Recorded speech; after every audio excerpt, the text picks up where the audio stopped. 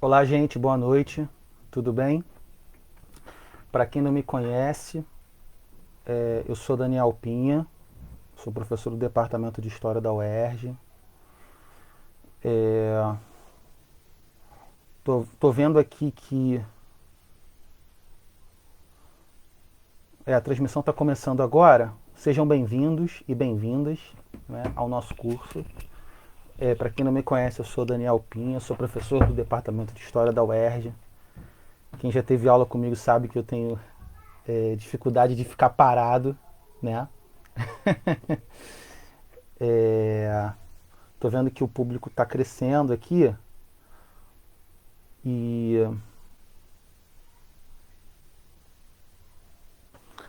eu vou esperar uns 5 minutinhos, tá? Para começar a aula propriamente dita e o pessoal ir se ambientando. Eu tenho 25. Quer dizer, para quem já está me ouvindo, quer dizer, boa noite, Carol, boa noite, Bernardo, sejam bem-vindos. Esse curso é um curso experimental, né? Todos os professores estão passando por essa experiência de pensar o ensino remoto. A princípio ele tinha sido pensado para ser trabalhado no ambiente do Google Meets, que é algo que eu controlo um pouco melhor, né? Que a gente, enfim, já tem utilizado mais enquanto ferramenta pedagógica.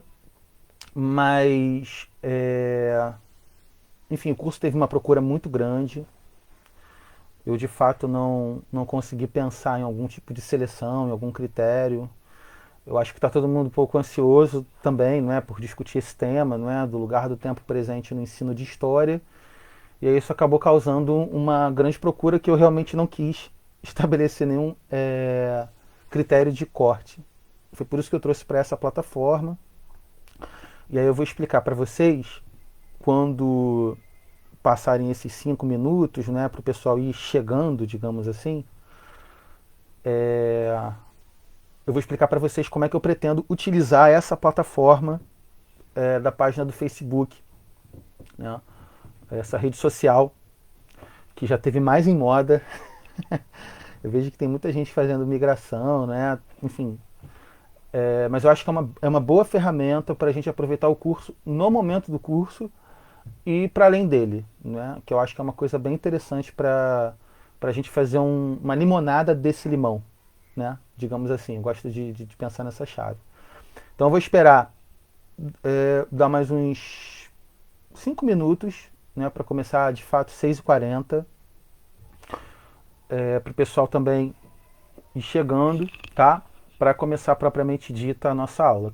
Para quem já chegou, né, queria dizer que eu fiz 2 posts aí, que eu vou até usar pelo celular,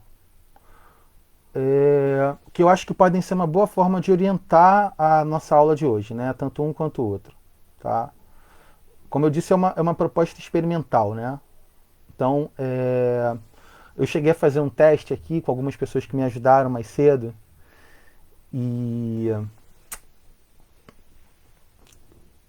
eu cheguei a pensar em fazer posts durante a apresentação, né? E eu posso fazer isso na página aqui, né, por meio do celular, mas para essa primeira aula especificamente eu preferi fazer esses dois, né? O primeiro post com o programa que eu vou comentar com vocês e o segundo post com as discussões centrais do texto, né, do primeiro texto, o texto que eu pedi para vocês lerem. E aí fica como registro da aula também. Eu acho que uma das preocupações que a gente tem que ter, né, é que esse ensino remoto, né, produza algum tipo de memória e que ele possa servir, como o meu grande amigo, o professor Chico Gouveia, fala sempre, né, do Departamento de História também, que ele possa servir para quem não pôde estar ali naquele momento, né? Então acho que essa é uma preocupação central do curso também. Eu vou esperar dar 6h40, né? A gente já tem 102 pessoas, 103 nos assistindo. A procura foi bem grande, então o pessoal vai entrando, vai se acomodando, sentando nas cadeiras, né? Eu queria ver a imagem de vocês, né? Tô imaginando que está todo mundo se acomodando.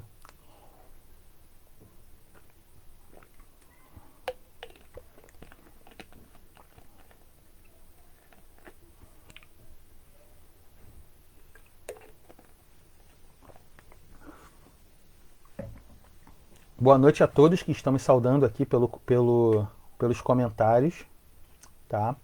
Sejam bem-vindos, sejam bem-vindas. Puxem suas cadeiras. Boa noite, Luciano, bem-vindo. Márcia.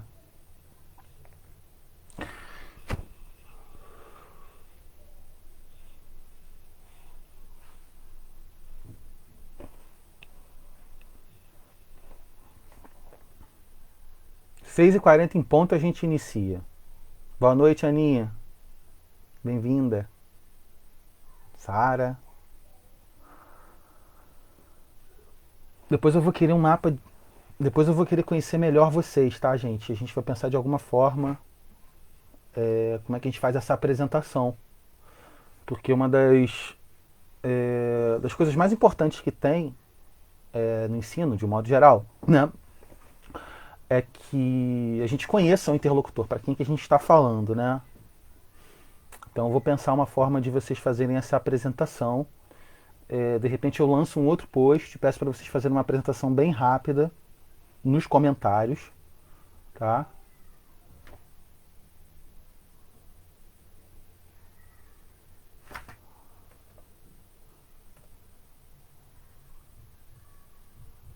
Queria agradecer muito a Marina Freitas, a Maiara Jardim, a Magide Vieira. Foram 3 pessoas que me ajudaram muito, né? Porque é um grande aprendizado. São 3 alunas da graduação que, na verdade, no que tange a tecnologia e o uso da internet, elas são enfim, da pós-graduação. Aliás, essa é a primeira dica para os meus colegas professores universitários que estão me ouvindo, né? Alguns falando que iam prestigiar o curso.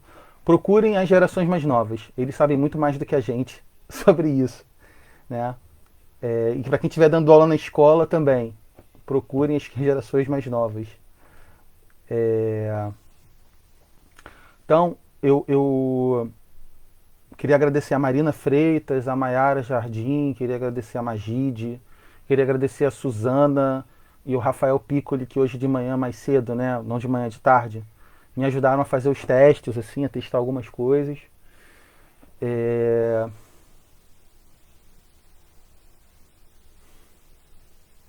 Sejam bem-vindas, sejam bem-vindos. Saibam que essa aula vai ficar disponível aqui e depois nas outras plataformas, no YouTube, tá?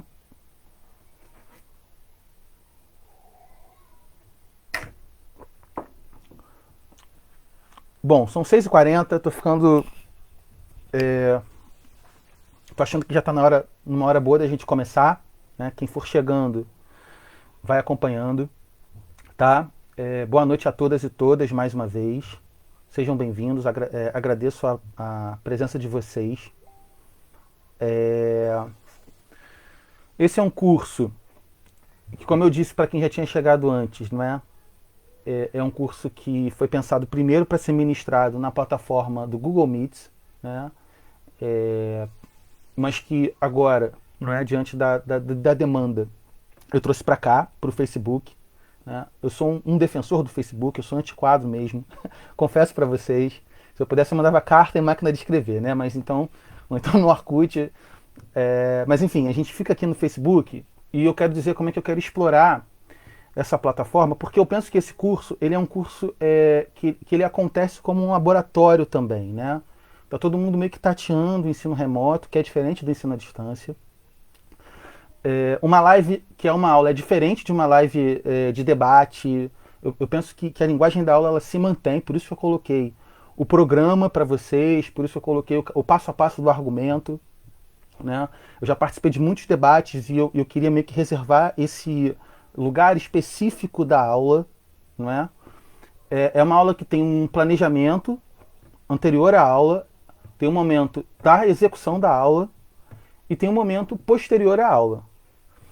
Eu acredito que por meio dessa plataforma, dessa página que eu criei, a gente possa explorar bem todos esses momentos, sabe?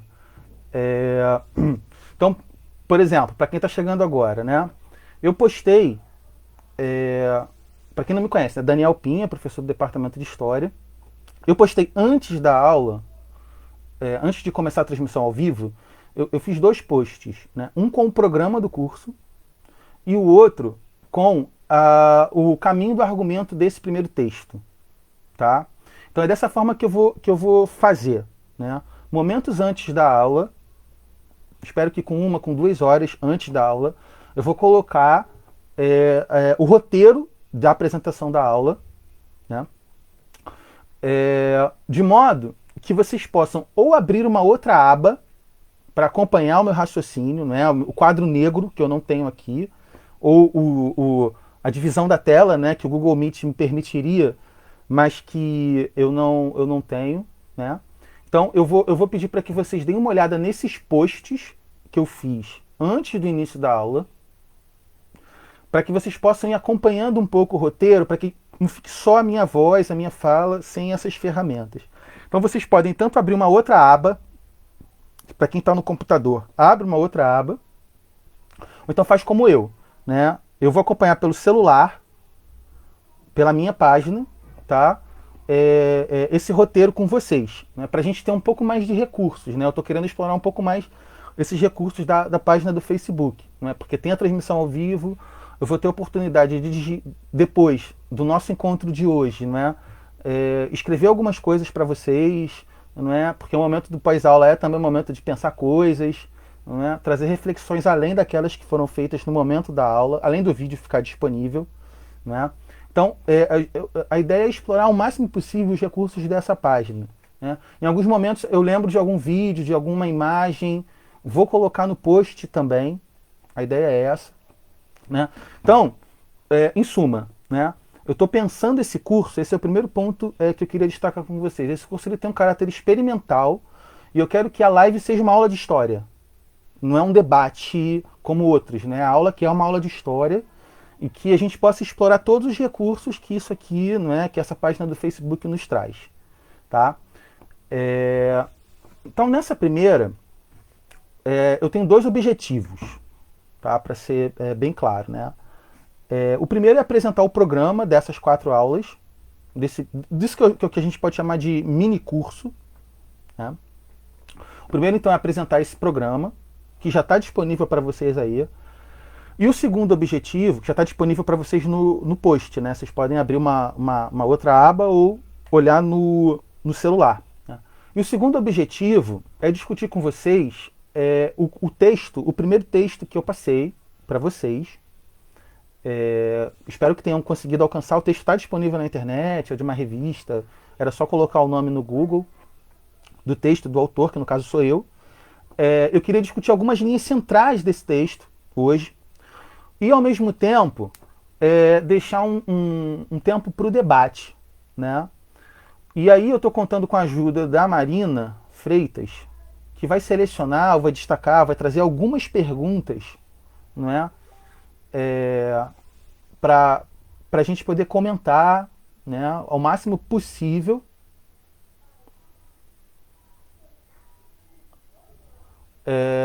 para a gente comentar ao máximo possível as questões, enfim, trazer um debate, algum tipo de interação para esse primeiro momento, tá?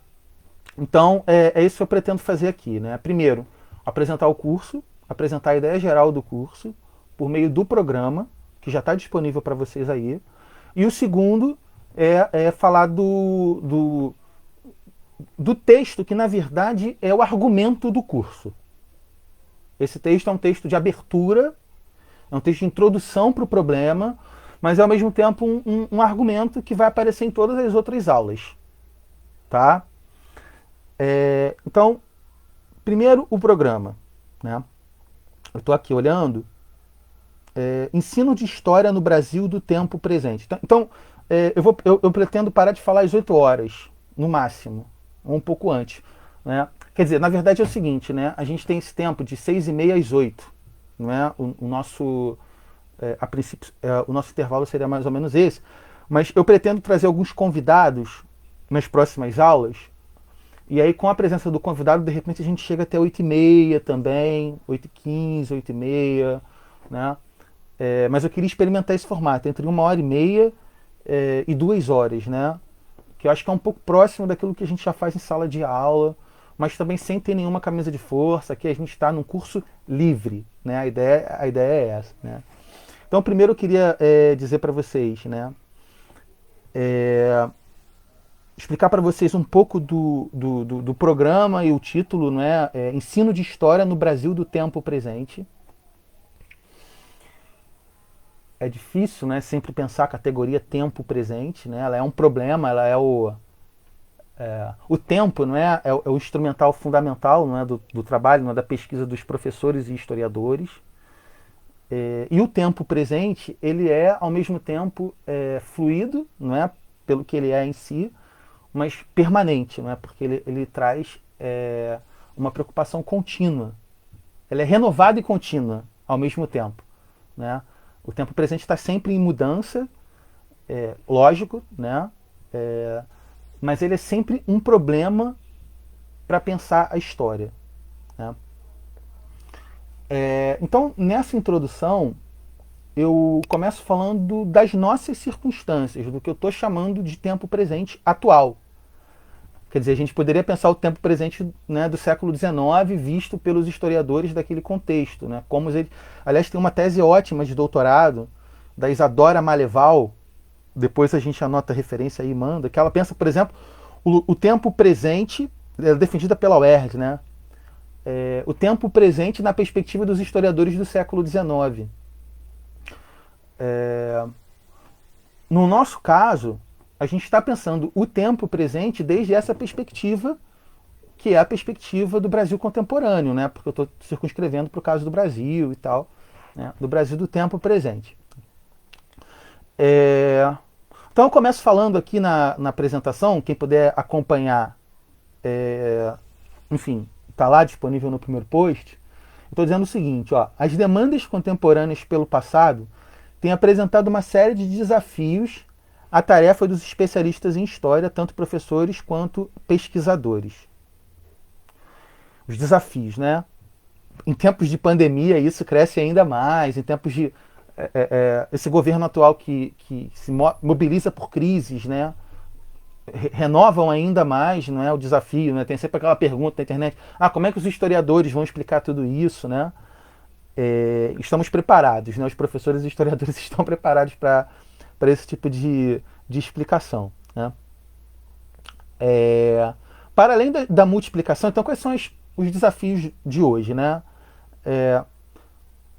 Para além da multiplicação de meios e públicos da história possibilitados pelo ambiente digital, é esse ambiente aqui, né? Possivelmente eu tenho pessoas que não são da história que estão me ouvindo, né? Possivelmente eu estou falando para pessoas que não necessariamente iriam até a UERJ para me ouvir naquele ambiente propriamente dito, né?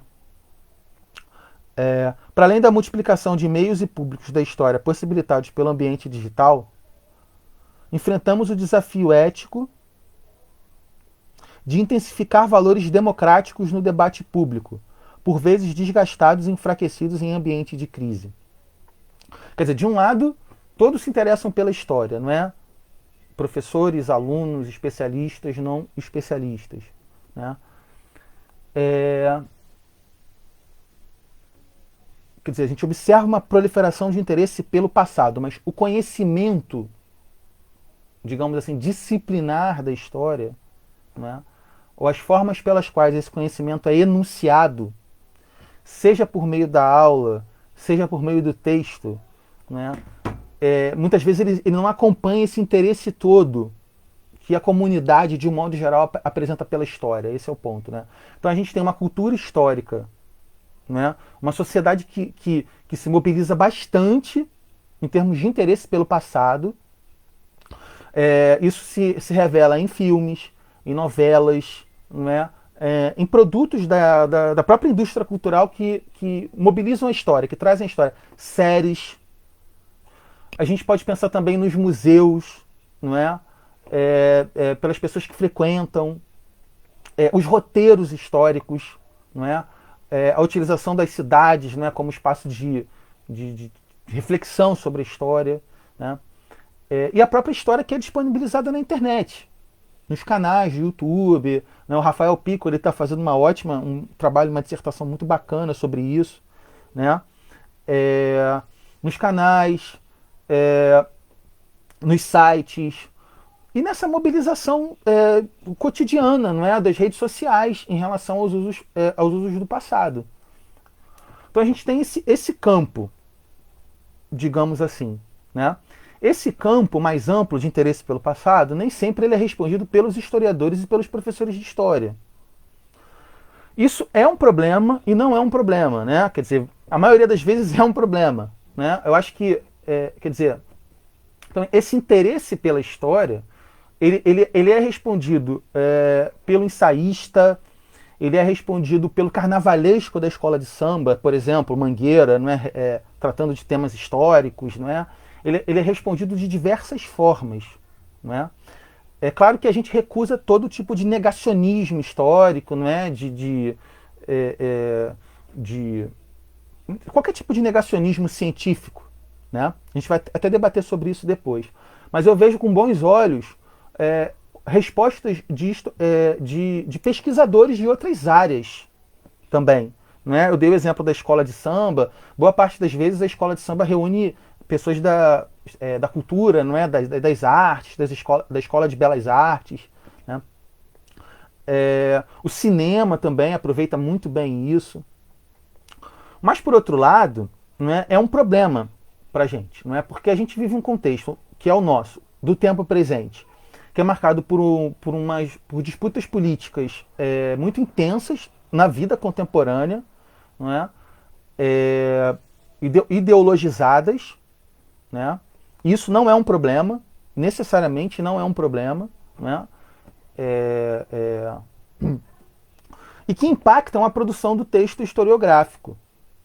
E o texto historiográfico ele tem uma questão, né? Ele tem um compromisso com a verdade. Ele tem um pacto com a verdade, sabe? Eu gosto sempre de lembrar, né?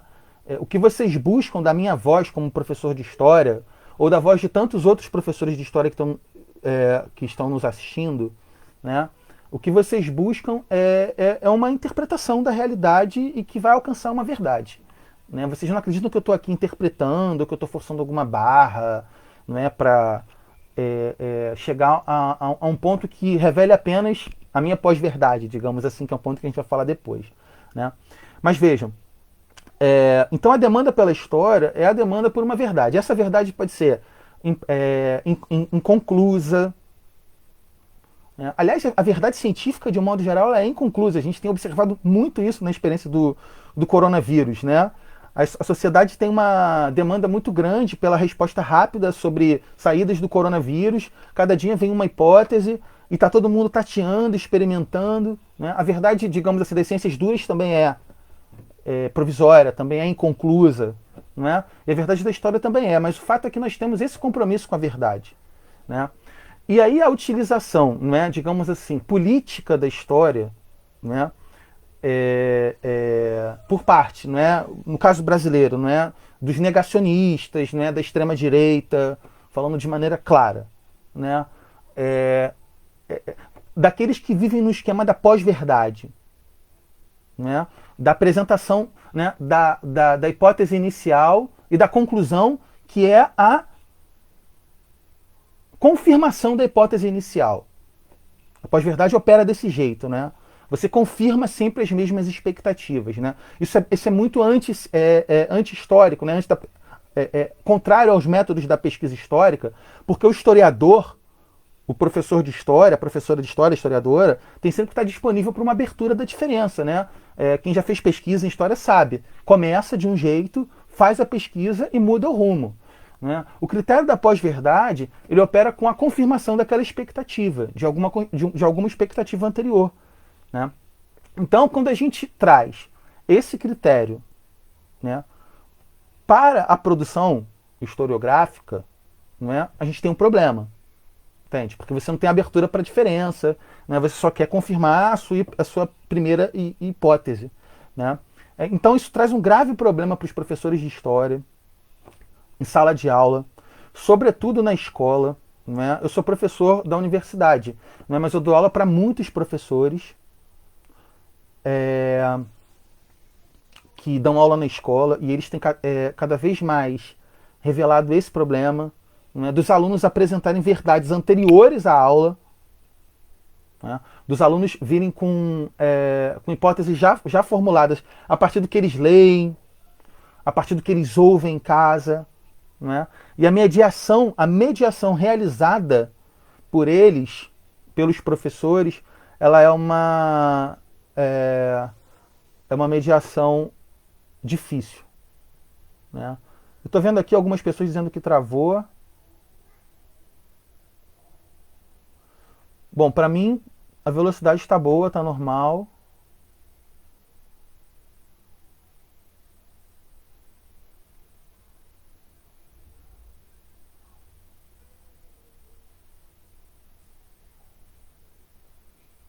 Será que voltou? Vou fazer um comentário aqui, tá, gente? Só para perguntar se voltou.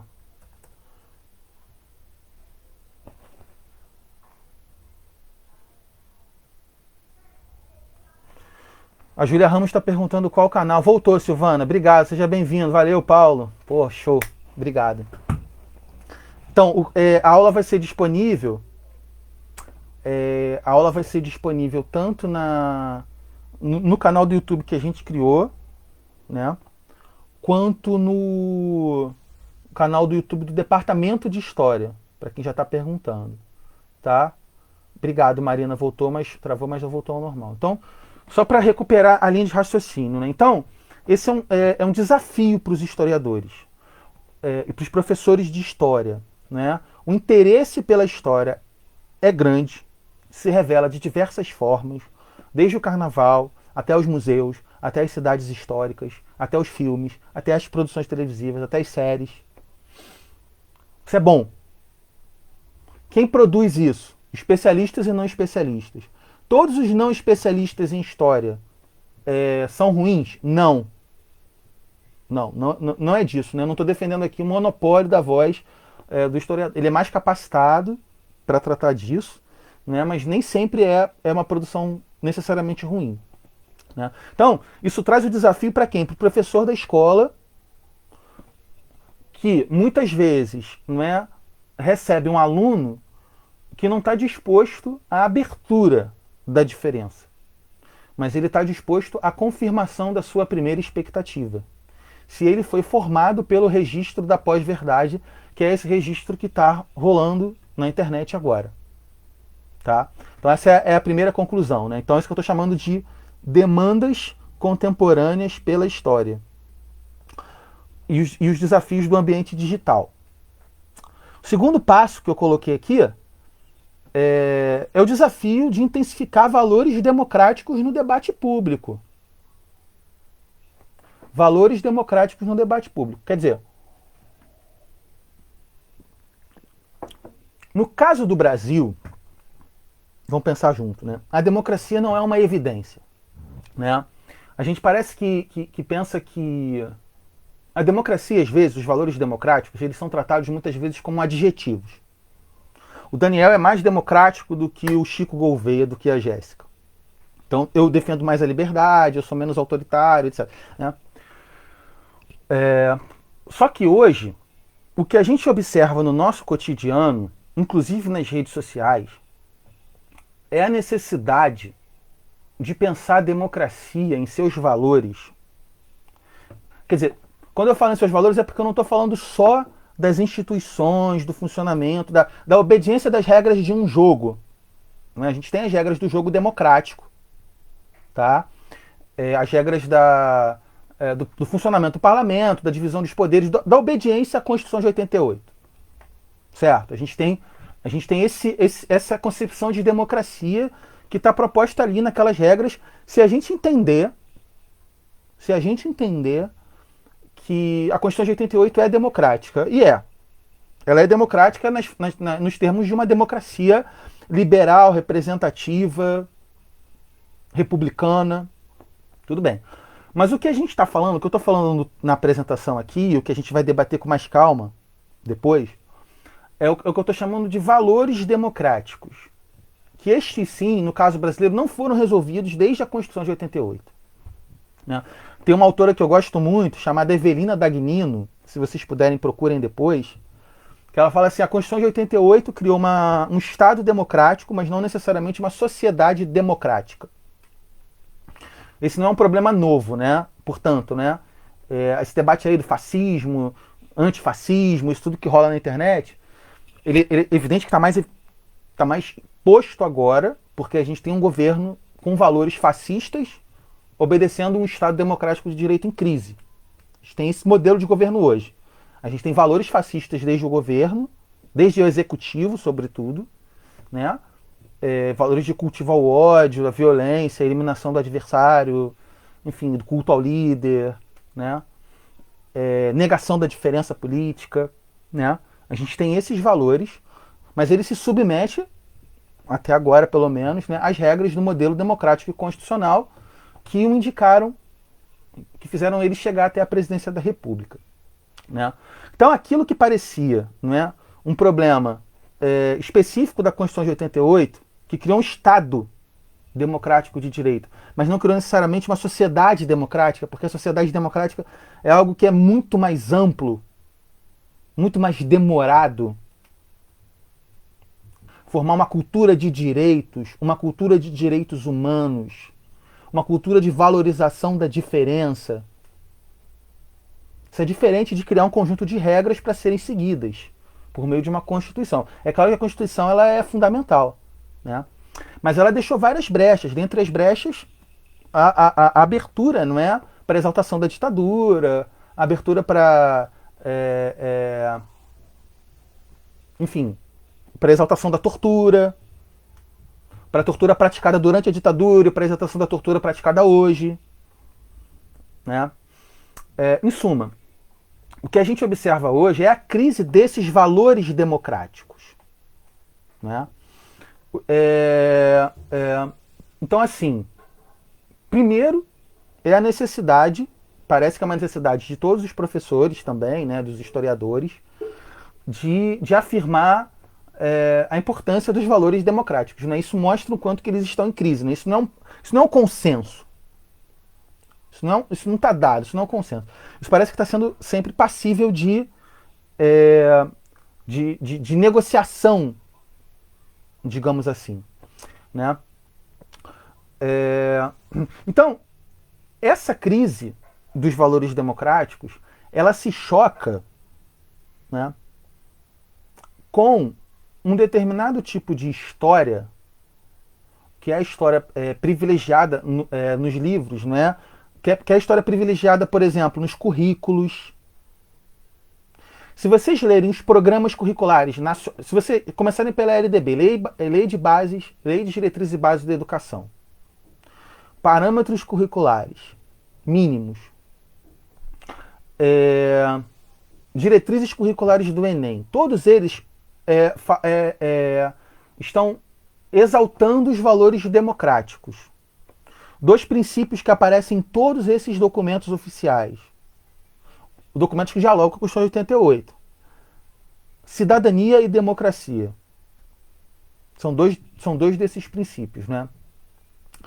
Então, o professor de história na escola, ou o professor de história na universidade, se ele quiser obedecer determinados parâmetros maiores, fora o parâmetro ético,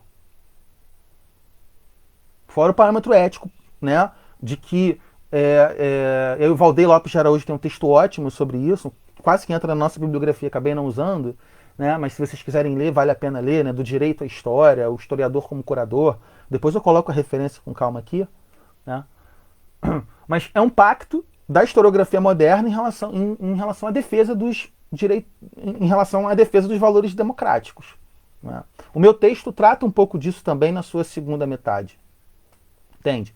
Então, assim, para além disso, desses acordos, digamos assim, que são feitos, né, esse acordo ético entre os historiadores de fazer a defesa do modelo democrático, né, todos, a Gisele está me ajudando aqui, né, LDB, PCNs, né, todo amparo legal para o professor de história atuar hoje, na escola, é em defesa desses valores. Agora vocês pensam só, né, a gente tem uma sociedade em crise, uma sociedade que boa parte dela, né, não boa parte, mas aí a gente coloca aí, vamos lá, parâmetro dos 30%, né, se alimentam de valores antidemocráticos, se alimentam de princípios de ódio, violência, né, aniquilação do adversário político, né, porque assim, isso aí é recusar a hipótese da negociação, recusar a hipótese de que a política possa ser o terreno do diálogo, entende? Então, são valores em crise que muitas vezes se manifestam na voz dos estudantes que desafiam os professores de história em sala de aula, na escola. E, por outro lado, esses professores têm todo o amparo legal e ético na direção de intensificar esses valores. Então, isso que eu estou chamando de desafio, entendem? Né? Porque numa outra direção, digamos assim, a gente vive um contexto hoje, gente, que é um contexto muito especial, muito específico, né? Porque se a gente tem de um lado, né, a disseminação de valores de ódio e violência, e negação da política e destruição do adversário, valores antidemocráticos, grosso modo, há uma mentalidade autoritária que nega estes valores democráticos. Sim, é isso, Léo. É isso, meu querido amigo Léo. Obrigado por prestigiar, né? É isso, né? E ela é de uma longa duração desde 88, né? A Constituição de 88 não enterrou esses valores. O Bolsonaro é resultado desses valores que, como eu já disse em outro texto, né? De uma fenda antidemocrática, com a crise, ele cresce, né? E ele se transforma em mito, digamos assim, né? Só que ao mesmo tempo, olha que interessante, né? Se a gente não estivesse vivendo, seria mais interessante ainda, se a gente só estivesse estudando, né? Então a gente tem esse percurso e tem um outro percurso que é o da valorização, do alargamento, que é o do alargamento da concepção de democracia para questões associadas, né, a gênero, a raça, a incorporação das comunidades indígenas, aos grupos de LGBTQI, né? Vejam, a gente tem talvez, né, um momento muito peculiar de disputa em torno do conceito de democracia, porque num lugar ela está sendo encolhida e no outro ela está sendo alargada. Então, se a gente quiser preparar melhor as nossas aulas de história na escola, ou se a gente quiser se preparar melhor para ler sobre história, né, para ler sobre história negra, né, história de mulheres, indígenas, a gente tem um melhor momento para isso. Se a gente quiser ficar só numa agenda retroativa, só de combate, restauração, não, vamos falar dos direitos mínimos, direitos sociais, dos direitos humanos, né? Digamos assim, né?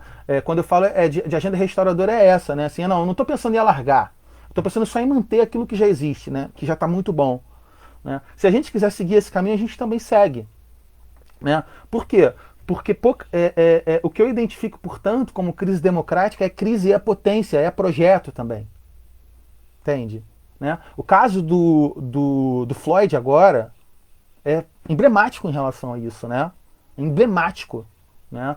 Eu e o meu querido amigo Abner, que é um amigo, grande amigo, que está morando nos Estados Unidos agora, está estudando lá, e eu convidei ele também para conversar com a gente aqui no debate sobre a questão racial. A gente está preparando um texto para sair nos Jornalistas Livres, né? Enfim, para disparar aí na internet, para responder a pergunta: e se Floyd fosse brasileiro? Né? E se o Floyd fosse brasileiro? Né? Qual seria a mobilização?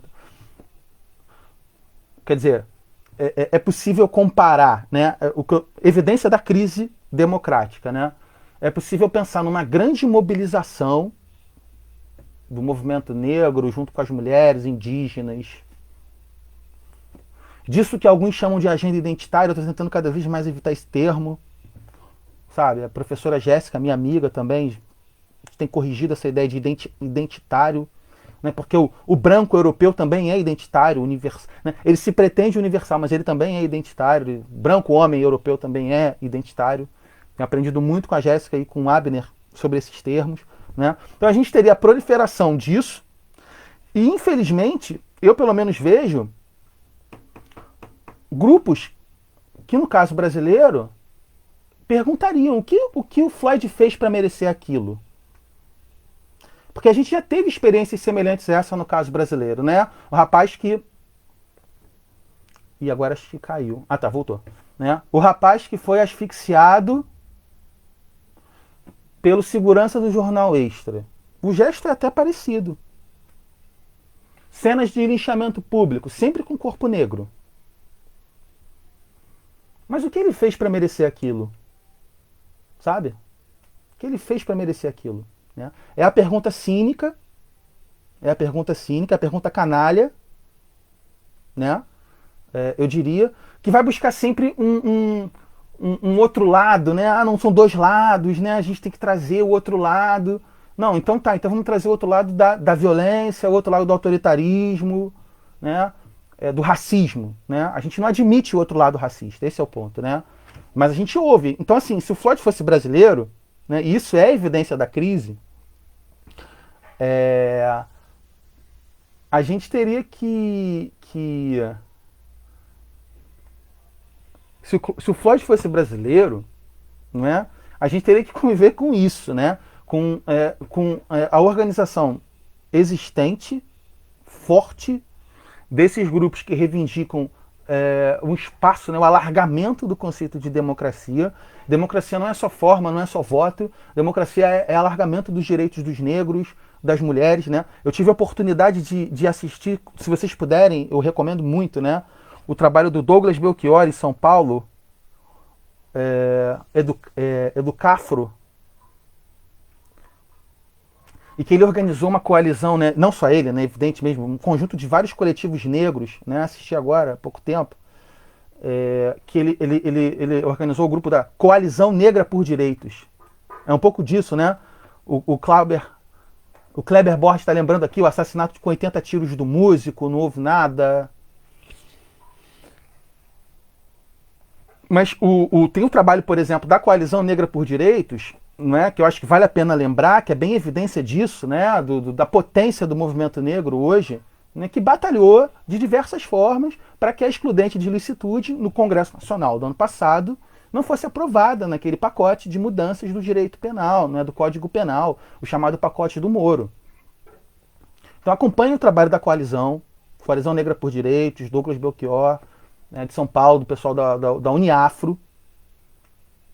Entende? E aí a gente vai aprender, vai perceber como esses movimentos estão acontecendo também.